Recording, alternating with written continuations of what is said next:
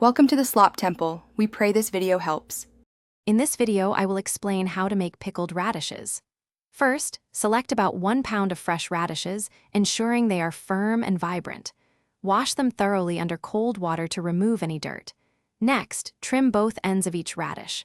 For best results, slice them thinly, about 1/8 of an inch thick, using a mandolin or a sharp knife. This ensures they absorb the pickling liquid evenly and quickly. Now, let's prepare the pickling brine. In a small saucepan, combine 1 cup of water and 1 cup of white vinegar. Add 1 tablespoon of kosher salt and 1 tablespoon of granulated sugar. You can also include optional spices like a half teaspoon of mustard seeds or a few peppercorns for extra flavor.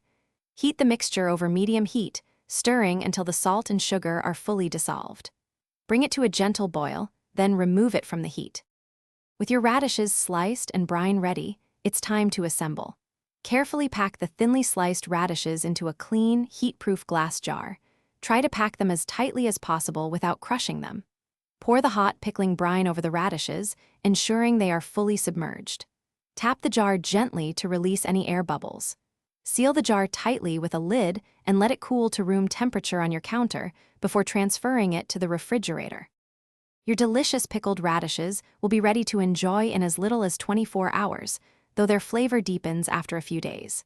They are perfect as a crunchy topping for tacos, salads, or sandwiches, or simply as a vibrant side dish.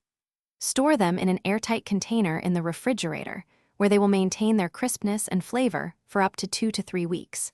Remember to check the description for a link to the Owala water bottle and other great deals. Enjoy your homemade pickled radishes.